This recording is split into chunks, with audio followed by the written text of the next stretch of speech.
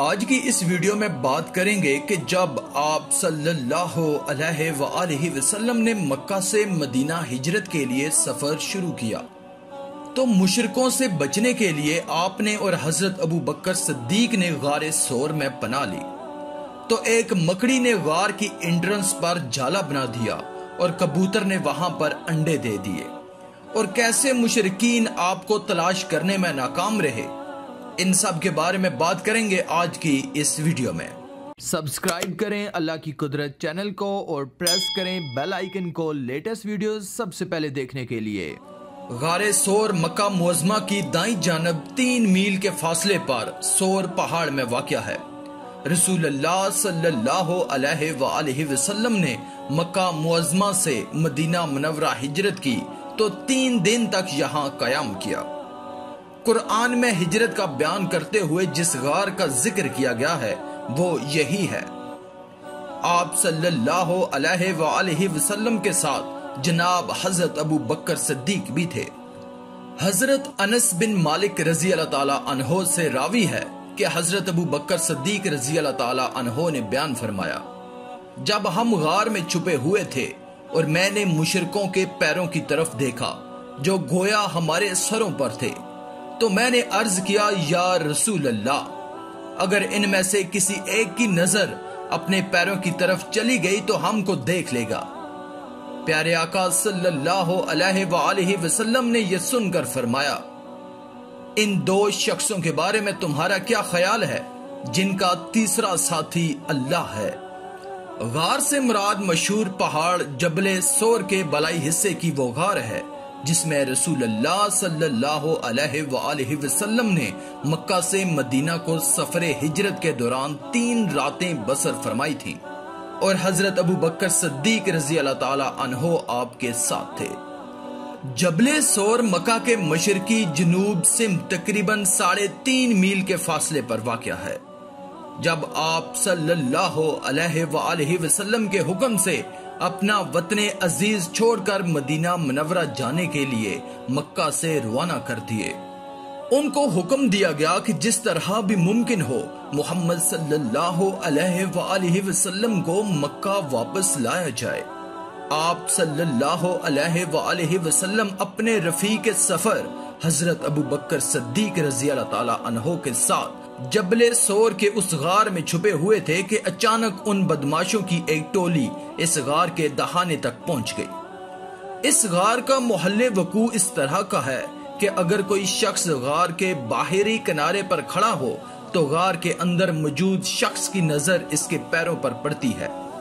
اور اگر باہری کنارے پر کھڑا ہوا شخص نیچے نظر کر کے اپنے پیروں کی طرف دیکھے تو وہ غار کے اندر موجود شخص کو بڑی آسانی کے ساتھ دیکھ سکتا ہے۔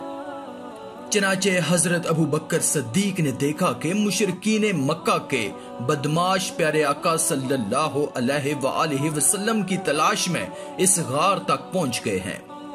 اور وہ لوگ بالکل غار کے منہ پر کھڑے ہوئے ہیں۔ جو ہی ان میں سے کسی شخص کی نظر ان کے اپنے پیروں کی طرف جائے گی وہ ہمیں دیکھ لے گا، اور اس طرح پیارے آقا صلی اللہ علیہ وآلہ وسلم پر دسترس کا موقع ان لوگوں کو مل سکتا ہے۔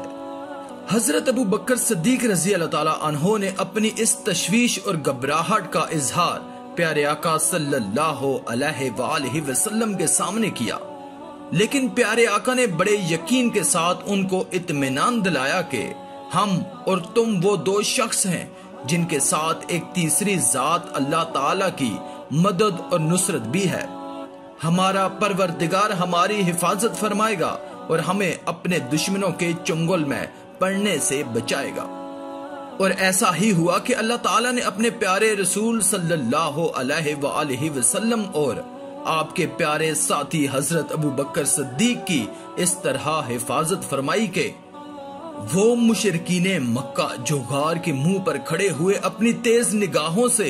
ادھر ادھر پیارے آقا کو تلاش کر رہے تھے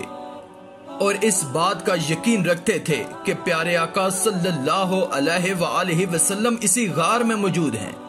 عین موقع پر حوصلہ ہار بیٹھے۔ نہ تو ان کو آگے تلاش کا موقع ملا اور نہ انہیں پیروں کی طرف غار کے اندر دیکھنا نصیب ہوا۔ صرف اللہ تعالیٰ کی قدرت کا کرشمہ اور آپ صلی اللہ علیہ وآلہ وسلم کے معجزے کا ظہور تھا۔ پیارے آقا نے ان مشرکوں کے حق میں یہ بد دعا فرمائی تھی، اے اللہ ان کی آنکھوں کی بینائی معطل کر دے، کیونکہ اللہ تعالیٰ نے اپنی قدرت سے ان سب کو اس طرح بے بصر کر دیا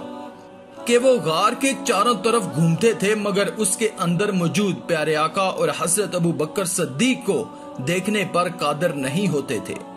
دوستو، جب ابو بکر صدیق رضی اللہ تعالیٰ عنہ نے غار کو پہلے صاف کیا اور پھر آپ صلی اللہ علیہ وآلہ وسلم اس غار کے اندر تشریف لے گئے تو اس کے فوراً بعد اللہ کے حکم سے مکڑی نے غار کی انٹرنس پر جالا بنا دیا۔ جب مشرکین مکہ نشان شناسوں کی مدد سے غار ثور کے دہانے تک پہنچ گئے اور نشان شناس نے کہہ دیا کہ قدموں کے نشان یہاں تک ہیں، اسی غار میں ہوں گے، تلاش کرنے والی پارٹی نے جب غار ثور کے دہانے پر مکڑی کا جالا دیکھا تو نشان شناس کو بے وقوف گردانا اور کہا،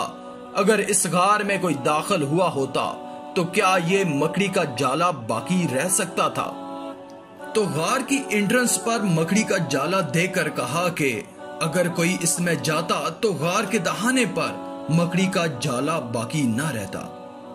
بے شک یہ میرے اللہ کی قدرت ہے، وہ ہر چیز پر قادر ہے، اس کا کوئی شریک نہیں، وہ جو چاہے جب چاہے جیسا چاہے کر سکتا ہے۔ آج کی اس ویڈیو میں تھا بس اتنا ہی۔ مزید ایسی ہی انفارمیٹیو ویڈیوز کے لیے اللہ کی قدرت چینل کو سبسکرائب کر دیں